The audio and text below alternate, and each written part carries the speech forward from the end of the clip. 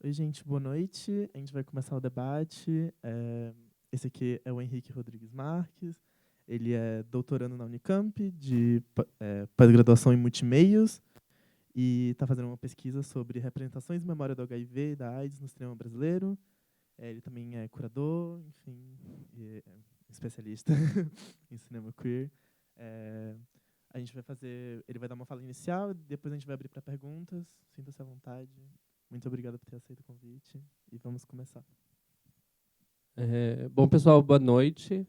Queria começar agradecendo o convite para estar aqui hoje debatendo esse filme, porque o The Living End é um dos meus filmes favoritos, né? E é um filme muito especial para mim, porque minha primeira iniciação científica, que foi há 10 anos atrás, quando eu estava na graduação, foi justamente sobre o New Queer Cinema, né? Meu objeto não era o The Living End, mas era um filme irmão, que é o Garoto de Programa, do Gus Van Sant, que são filmes que compartilham, né, ser parte desse mesmo movimento que é o New Queer Cinema, mas que também tem como um outro fator, né, que é o fato dos dois serem filmes road movies, né.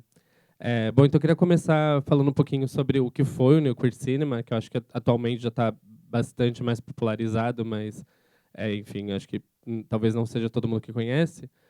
O New Queer Cinema foi um tipo de movimento cinematográfico, né, não é muito certo usar o termo movimento porque ele não foi exatamente organizado, mas foi essa onda de filmes feitos ali no final dos anos 80, começo dos 90, que eram filmes feitos por cineastas queer, né, eram cineastas que faziam parte do espectro LGBT, e que iam tratar os filmes, as temáticas, né, de personagens LGBTs de uma maneira que não era muito convencional para a época, né? Então, ali nos anos 80, tanto o Reino Unido quanto os Estados Unidos estavam, né, com presidências extremamente conservadoras, né, de direitas ultraconservadoras, com Reagan e a Thatcher, o que fez com que a resposta para a crise da AIDS fosse completamente violenta, né? Foi uma resposta que os estados tiveram perante a AIDS, que era uma resposta muito de descaso, de negação, de não trabalhar para que essa epidemia pudesse ser contida, né? E com um desrespeito muito grande às vítimas da doença, especialmente as vítimas indesejadas, né? Que eram justamente homossexuais, usuários de drogas, né? E imigrantes e por aí vai. Então, Obrigado. O New Queer Cinema surge muito nesse contexto, né, de uma necessidade política muito forte, e que faz, né, com que surja coletivos como o Queer Nation e o ACT UP, que tinham um tipo de luta muito radical, né, contra esse descaso com a luta do HIV/AIDS. Então, os cineastas do New Queer Cinema estavam imersos nesse contexto político radical, né? Então, eles vão ter um olhar para a potência do cinema queer, para o uso do cinema, que vai muito além dessa ideia de passar um retrato bem comportado, né? Eles vão justamente ir para o lado oposto.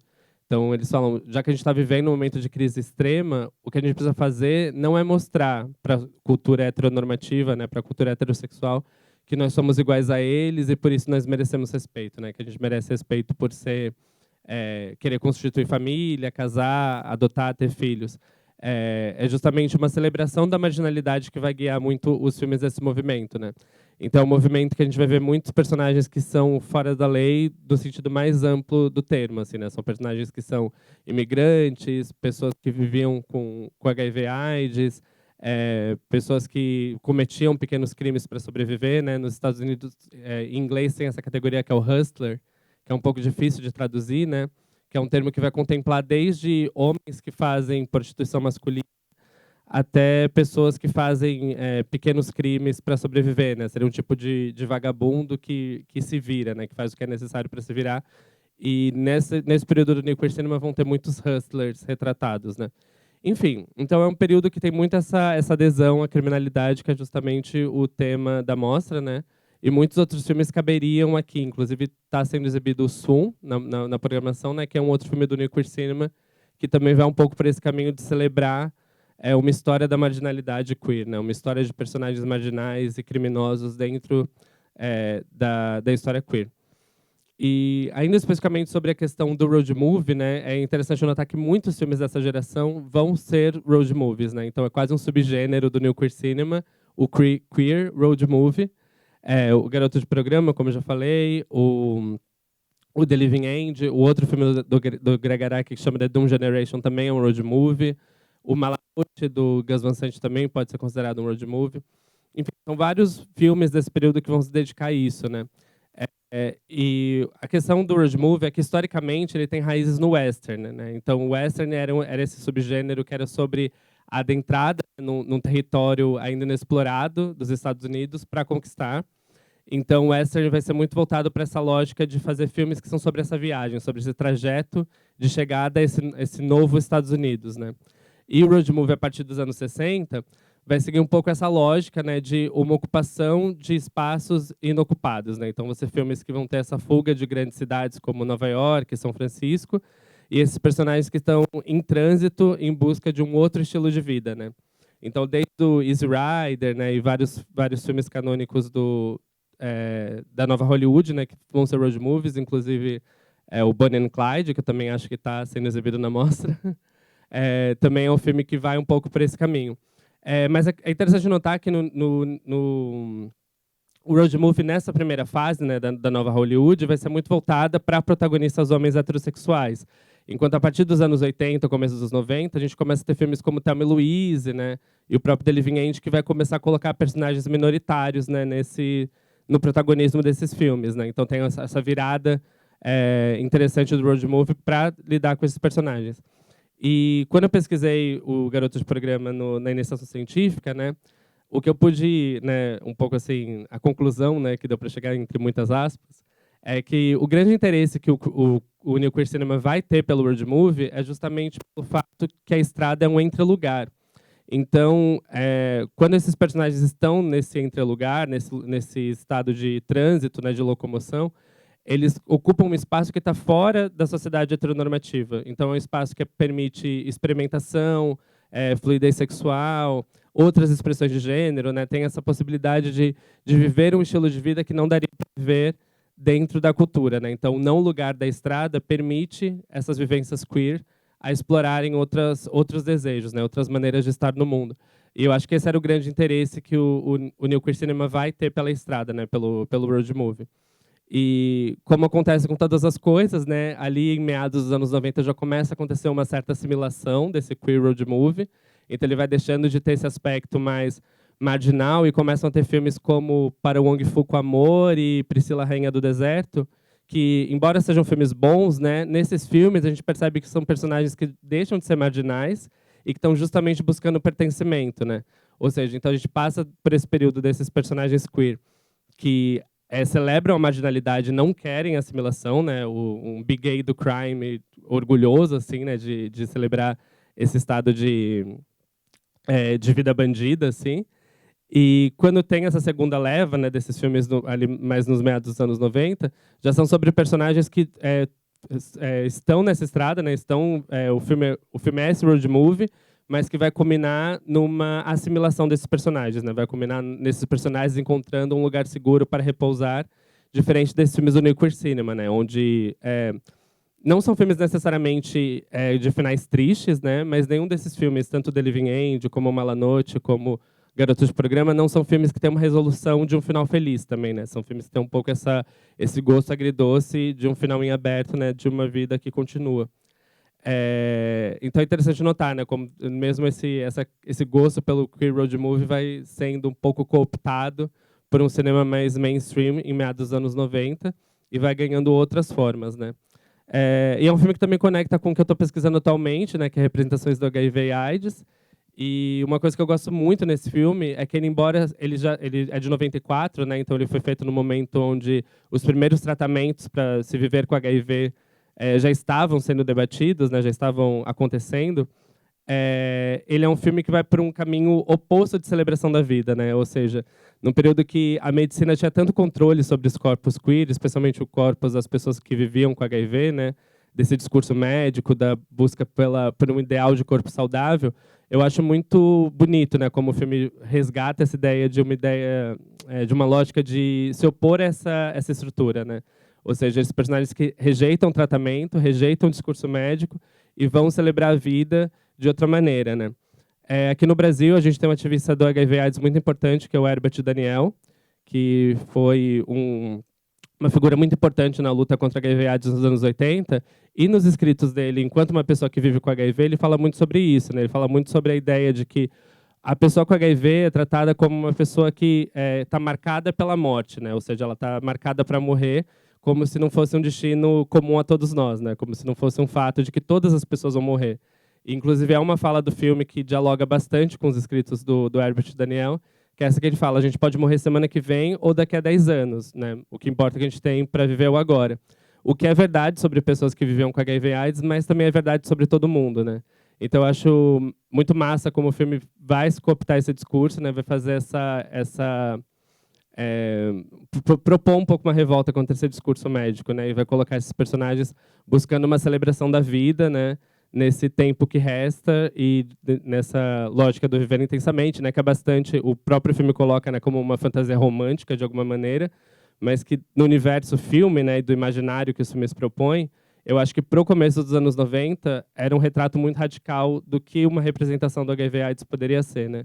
E acho que isso que faz o filme ser tão revigorante de ver mesmo 30 anos depois, assim, né? Ele tem uma pulsão de vida muito forte, né? Ele tem uma vivacidade muito grande. E que é completamente um filme que foi feito pouco tempo depois de Filadélfia, por exemplo, né? Que é o grande filme, acho que é o primeiro grande referencial de filme sobre HIV/AIDS da maioria das pessoas, que é um filme hollywoodiano que vai justamente retratar o HIV/AIDS por essa lógica do corpo que está morrendo, né? O corpo que está definhando, né? Que é um pouco a norma dessa época, né? A maioria dos filmes sobre HIV/AIDS feitos nos anos 90 vão tratar justamente desse corpo em decomposição, né? Esse corpo que está morrendo aos poucos, assim, né? Morrendo de uma maneira muito cruel, assim.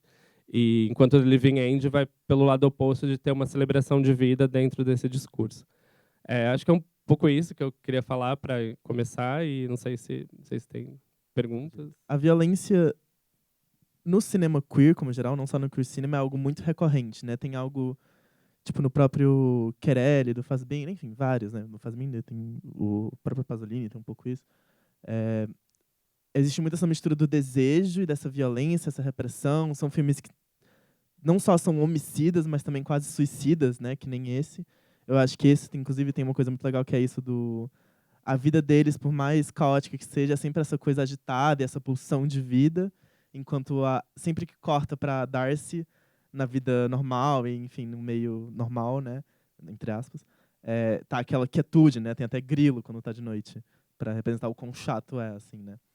E me pega muito, tipo, eu queria saber, você que pesquisa mais e tal, primeiro, como você vê essa relação da violência, desejo que está permeado em quase todo o cinema queer, assim, e principalmente que você trabalha no seu texto também dessa assimilação pela cultura pop, que hoje em dia a gente vê cada vez mais no mainstream sanitizando, né, o desejo queer, né, e tornando algo mais limpo justamente para assimilar na sociedade, assim.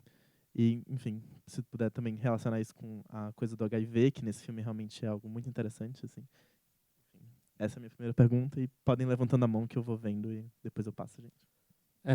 Bom, acho que a questão da violência no cinema queer tem um pouco duas chaves principais, né? A primeira foi essa que eu falei, do momento histórico em que o New Queer Cinema acontece, né? Que tem essa ideia de uma urgência, né? De luta contra a HIV, contra esses regimes conservadores, contra, enfim, contra toda uma estrutura midiática, né? Que estava sendo muito violenta também, né? Então, acho que a violência nesses filmes aparece muito como uma resposta, né? Alegórica, talvez, do contexto de violência que estava permeando as discussões sobre pessoas queer naquele momento, né? Tinha uma coisa radical, assim, de uma certa urgência, que eu acho que é o que culmina um pouco nessa violência. E também tem uma coisa que é muito presente no New Queer Cinema, né? Especialmente na leitura de pessoas como, por exemplo, a Teresa de Lauretis, que ela vai falar que a chave do queer é pensar o desejo como algo além do sexo, né?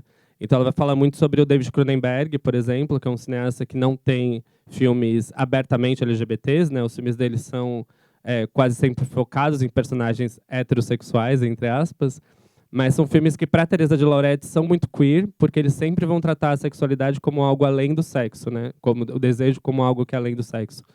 E eu acho que essa coisa da representação da violência ligada a esse desejo também vai um pouco por esse caminho, né? De tratar um pouco essa lógica de um desejo que também tem fatores psíquicos, né, que também vai um pouco para esse lugar do fetiche, da fantasia, que não é necessariamente algo da prática real, né, mas que habita o imaginário, né, dos desejos queer, né, e que também está presente mesmo no cinema queer antes do New Queer Cinema, né, como por exemplo o filme do Jean Genet, que também está na programação de vocês, que caminha um pouco também por essa lógica, né, desses desejos que são bastante mediados por uma certa violência, né. E pensando também na questão do HIV/AIDS, nesse filme tem essa cena perto do final, né, que eu acho bastante bonita, que tem toda essa explosão de violência entre os dois, né, eles se batem, se machucam, né, um deles faz o corte e faz o outro sangrar, e aí tem aquele momento da lambida no sangue, né, essa coisa de lamber o sangue contaminado pelo HIV em 94 era uma imagem muito controversa, assim, né, era uma imagem de uma certa potência, de algo quase criminoso, né, algo que não se faz, mas que nesse momento, pós essa relação de violência entre eles, é colocada quase como um momento de carinho, assim, né, quase um afeto, essa lambida. E eu acho muito maravilhoso, né, como o filme transita entre esses polos extremos, né, de amor e violência, desejo, prazer, de uma maneira que é muito complexa, assim, né. E eu acho que é um pouco por aí que a violência aparece nesses filmes.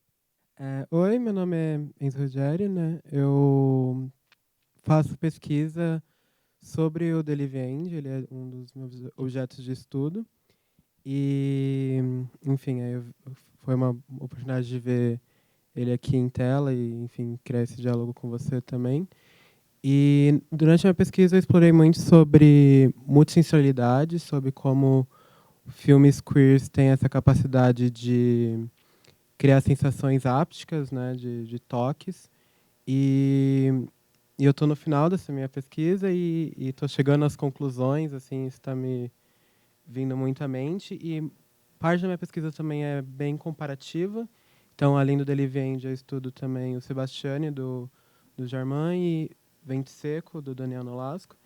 E chegando nisso, eu percebo o quanto Delivery End e o New Queer Cinema, eles têm um momento muito particular dessa, talvez, historiografia do cinema queer, principalmente baseado na violência, né, que o Felipe menciona, embora essa violência ainda permaneça. E, pensando na sua pesquisa, eu queria justamente perguntar sobre como você já se deparou e já entrou mais nesse assunto da multissensorialidade, da apicidade das imagens, se é algo que passou pelas suas referências, passou pelo seu estudo, e entender assim como você pensa e como os seus estudos chegaram nessa formação da imagem das pessoas com HIV, desses corpos soropositivos, e se nesse encontro, para além da violência, né, existem essas possibilidades de prazer e, enfim, que eu acho que o Araki chega em alguns momentos, embora sejam momentos de violência, ele consegue trazer esses corpos libidinosos, né, e, enfim, ali numa chave que não era a representação midiática, por exemplo, da TV, né. Então é meio isso que eu queria saber, acho que eu tenho um interesse mais sobre sua pesquisa, enfim. Bom, minha pesquisa de doutorado é bastante nova, assim, né, no sentido de que ela é diferente do que eu pesquisei no mestrado, né, então foi uma coisa que eu comecei em 2021, quando eu entrei no doutorado, e que partiu muito desse, por, né, já estar lendo sobre cinema queer há 10 anos, né, eu percebia que em vários lugares do mundo existia esse levantamento histórico, né, de filmes sobre HIV e AIDS, e que no Brasil não existia esse tipo de registro, né, então partiu muito do desejo de preencher essa lacuna, né, que aqui no Brasil a gente tem pesquisa sobre HIV/AIDS na literatura, na poesia, nas campanhas publicitárias, não, né, nas campanhas de prevenção, mas não existe um recorte sobre esse tipo de pesquisa no cinema, né? Então minha pesquisa partiu daí, e nesse primeiro momento eu ainda não sabia muito qual seria a metodologia que eu usaria na análise fílmica dos filmes, né?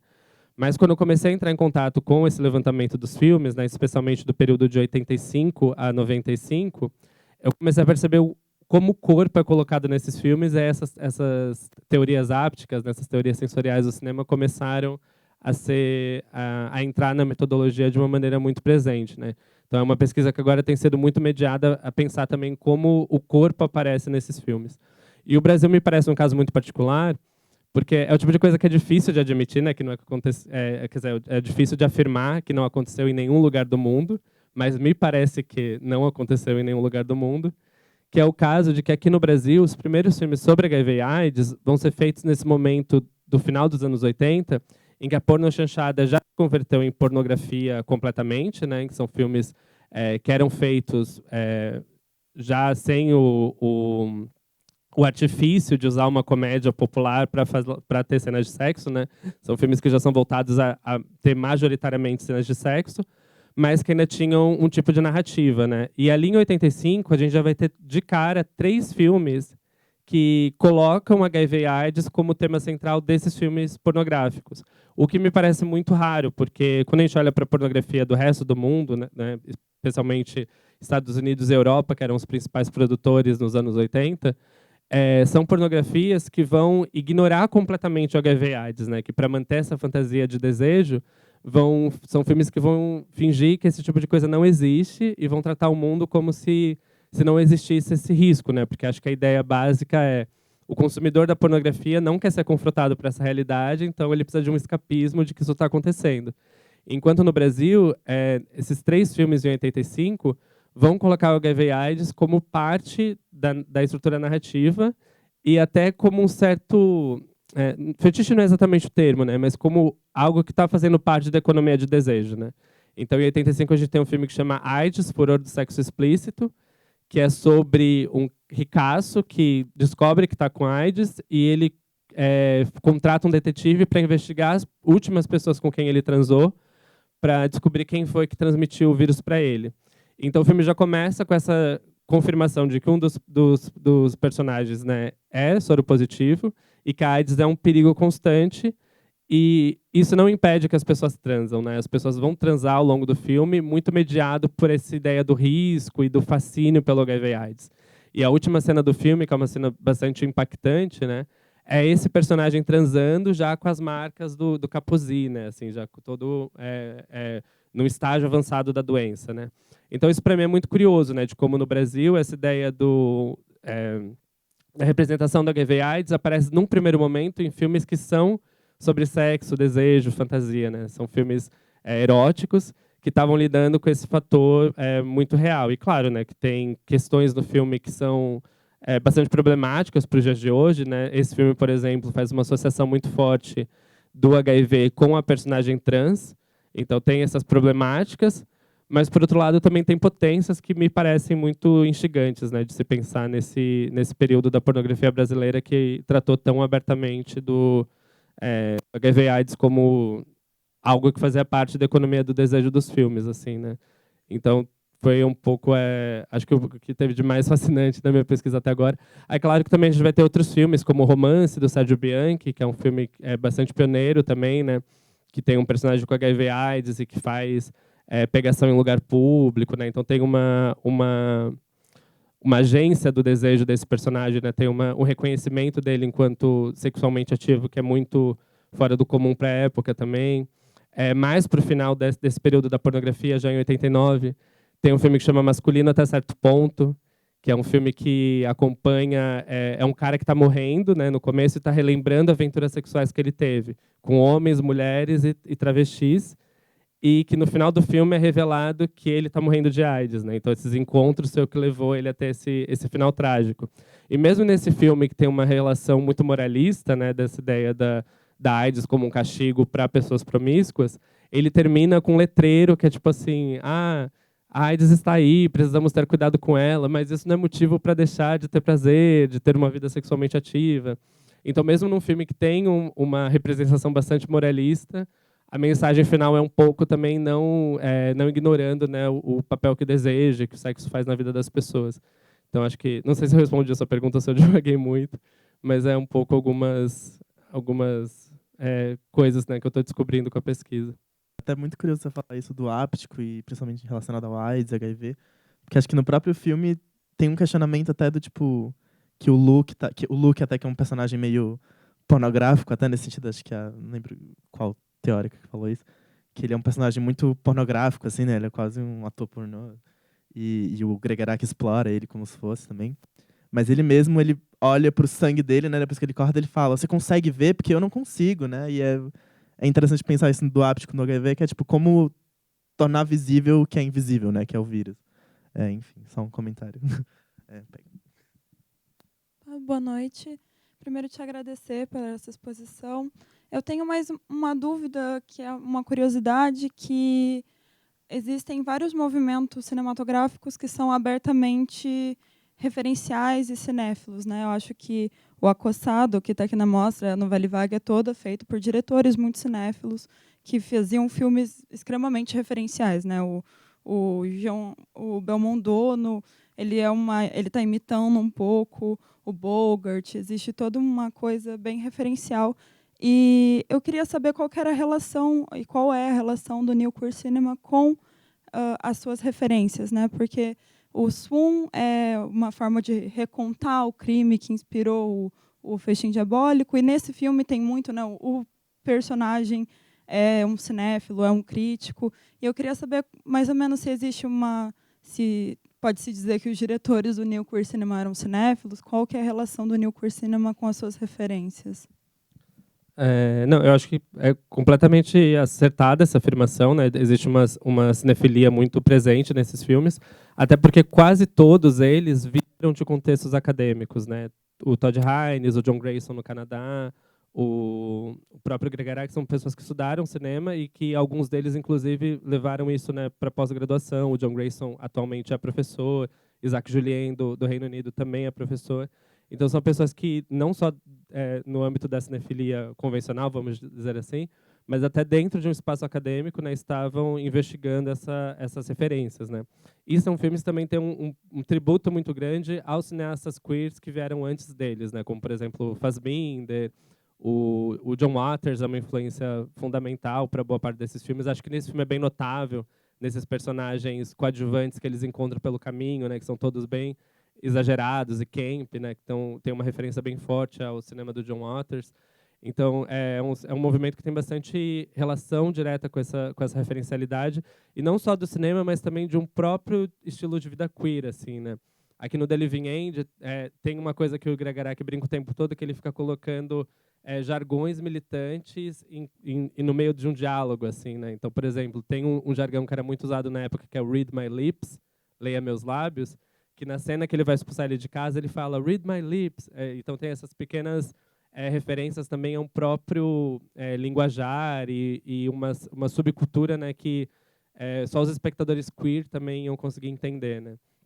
E eu acho que o The Living End talvez seja o filme que leva isso ao mais extremo, assim, né, porque tem essas referências a filmes, né, e pôsteres no apartamento do protagonista o tempo todo, assim, né, às vezes até fazendo uns paralelos de imagem direta entre a cena do filme do Andy Warhol com a cena deles, né, mas também no filme, o Garoto de Programa do Gus Van Sant também a gente também encontra esse tipo de presença. Tem o Watermelon Woman da Cheryl Dunne, que é justamente sobre uma lésbica negra que trabalha numa videolocadora e começa a investigar o passado de uma atriz fictícia, né, do cinema clássico hollywoodiano.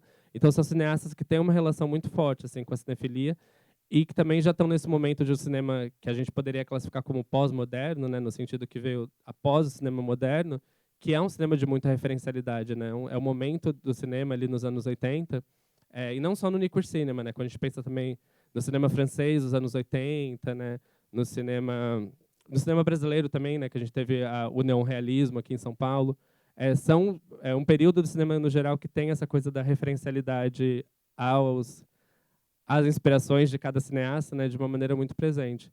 E no New Queer Cinema é inegável, assim, é uma constante nesses filmes. Inclusive também de uma certa reinvenção do cinema, né? A gente vê nesses filmes também muito um gesto de se apropriar de gêneros clássicos e reinventar eles, né? Como o Todd Haynes faz no Veneno. Então tem um pouco também essa brincadeira de repensar um pouco o cinema, né? Você fala um pouco isso sobre como o mainstream assimila essas coisas que, enfim, o New Queer Cinema, enfim, qualquer outro movimento, enfim, cinematográfico disruptivo faz, né? E eu queria muito saber que o texto é de 2015 e agora, quase 10 anos depois, tipo, como você vê a situação? Porque é isso, a impressão que eu tenho é que estamos cada vez ficando mais limpos. E o próprio Greg Araki, eu sinto que também Assim, não sei dizer, né? Não conheço, mas ele mesmo se assimilou de alguma forma, porque, enfim, ele fez o Mistérios da Carne, que já é um pouco mais Hollywood. Recentemente ele fez a série do Jeffrey Dahmer, fez umas coisas assim. É curioso pra mim, eu queria saber um pouco qual a sua perspectiva agora, né, mais recente sobre isso. Existe uma cooptação muito grande, né, desses cineastas do New Queer Cinema. Um número muito grande deles passa a trabalhar na televisão. Tanto que a série The L Word foi criada, né, por cineastas lésbicas que eram do New Queer Cinema, né?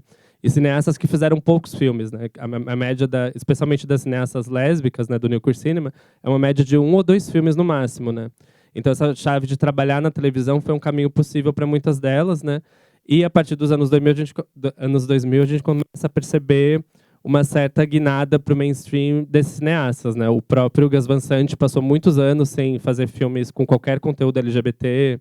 O Todd Haynes, que tem uma produção bastante espaçada, né, entre um filme e outro, mas que também, nos anos mais recentes, também não tem lidado muito com os temas queer, né? Então é um caminho quase natural, assim, né, desses cineastas. São poucos os que se mantiveram constantemente dentro de uma lógica de produção de cinema queer.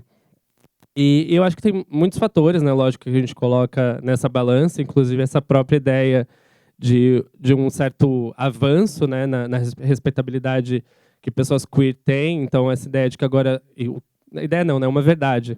Que hoje em dia o volume de filmes com personagens LGBTs é muito maior, né? Todo ano a gente tem muitos filmes e séries que lidam com temáticas LGBTs.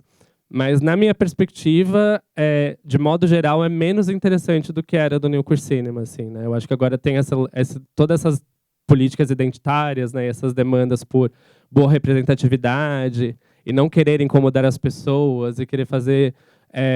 porque é isso, quando você não quer fazer algo controverso, quando você quer fazer algo que vai agradar o maior número de pessoas, o único caminho possível é justamente cortando ao máximo as nuances, as complexidades, as contradições.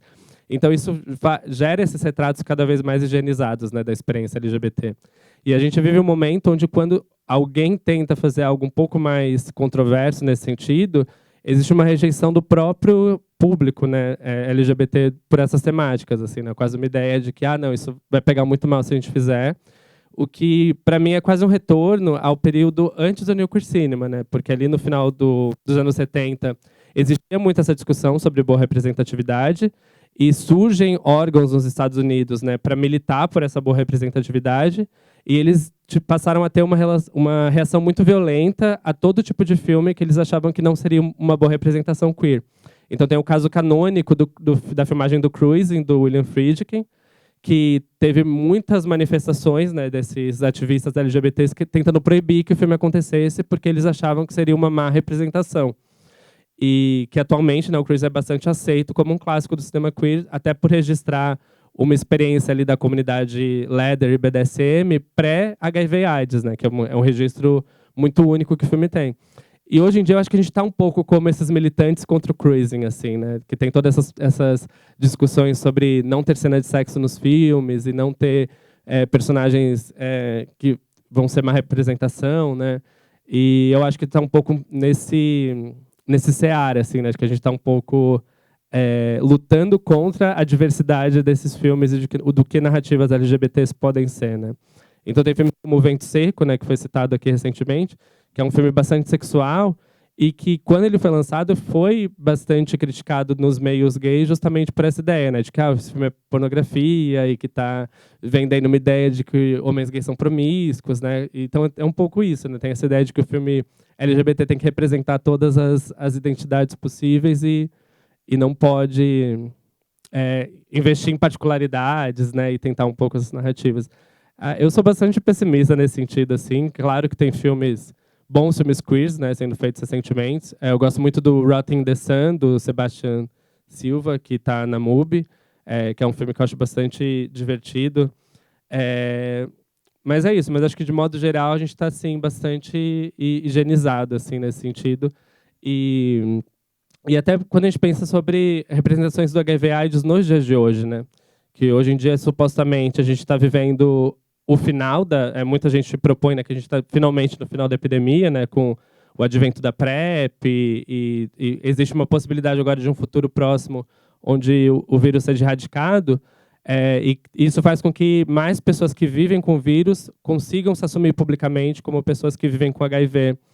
Então, supostamente, era para isso estar sendo refletido nessas séries e nesses filmes também, né? Era para ter mais personagens que são pessoas que vivem com HIV, e é uma representação quase nula. E a maioria dos filmes sobre HIV feitos hoje em dia são filmes que vão pro passado, né? Filmes e séries, como é o caso do Os Primeiros Soldados, que é um filme brasileiro. Tem um seriado britânico que é o It's Assim, que também é sobre o passado. Então tem um pouco muito essa coisa de chafurdar nesse passado, né? Ficar muito preso nesse período e se falar pouco sobre as pessoas que vivem com HIV hoje, né? Que no caso de um filme como The Living End, ele estava fazendo isso, né? Ele estava falando do agora, né? Enfim, acho que falei muito. Boa noite, sou Ezequiel. Bom, pelo que eu entendi do filme, é que foi bom porque é ruim, porque se fosse pior era melhor. A ideia parece meio trash, assim, tipo, da época e tal, passar uma visão meio negativa, assim. Eu não vi qual o propósito de um filme desse, assim, saca? Parece um caminho bem trashzão mesmo, o que eles queriam passar, saca? Então é meio que isso, assim. Foi bom porque, porque é ruim, porque se fosse pior era melhor. Parece que é essa a sua visão. Assim, não diria que é um filme feliz, né? Eles têm um relacionamento que hoje em dia o Twitter chamaria de relacionamento tóxico, né? E tem todas essas questões problemáticas ali nos personagens que não são exatamente heróis. Mas eu acho que eu não diria que é um filme negativo, assim. Eu acho que ele é um filme que tem um gesto de celebração, assim, de uma urgência de viver, que eu acho muito potente, assim, né? Eu acho que tem uma coisa de não ser convencional e não ser uma busca de felicidade nesse modelo família do comercial de margarina, mas que são personagens que estão buscando, assim, viver e serem felizes e compartilhar um com o outro nessa história de amor. Então, acho que mesmo nessa dinâmica, nesse olhar quase cínico e niilista que o filme tem, eu acho que ele é um filme mais... E é um filme divertido, assim, né? Ele tem piadas, as pessoas riem. Eu não acho que ele é um filme pesado e denso de assistir, assim, né? Eu acho que ele é um filme que transita por muitas representações, assim, né? Muitos subgêneros, mas que no saldo total, assim, ele é um filme que eu sempre acabo ele um pouco mais com essa ideia de que estou vivendo pouco, assim, sabe? Precisava estar vivendo mais porque eu acho que é um pouco a mensagem do filme, assim, né? Essa ideia, e esse The Living End, né? Que é um termo difícil de traduzir, né? Que seria tipo um final em andamento, né? Um final vivo. Também acho que passa um pouco essa ideia, né? Essa ideia de que o tempo de todo mundo está acabando e que é preciso, né? Viver e celebrar essa vida, independente dos diagnósticos e dos vírus com quem a gente está compartilhando o nosso tempo. Sim, acho que inclusive, tipo, sobre ser sem propósito, o próprio filme acho que encerra numa coisa meio... Eles não terminam direito, né? É uma jornada sem rumo sempre, e eles terminam sem rumo, e é quase uma meditação, acho, sobre essa falta de rumo até. Não, e o filme começa também com esse letreiro falando um filme responsável de Greg Araki, né? Que eu acho que tem um pouco essa jogada dupla de ser responsável um pouco nessa lógica, né? De que ele está fazendo um retrato irresponsável do que são pessoas que vivem com HIV, mas também um irresponsável no sentido de uma rebeldia, assim, né? De ser um filme não é mal educado, assim, né? Mas tipo um filme que não está dentro das normas, assim, né? Então acho que tem um pouco essa brincadeira também até com esse primeiro letreiro no começo do filme. A gente vai fazer só mais essa pergunta aqui e a gente vai encerrar, tá? Certo.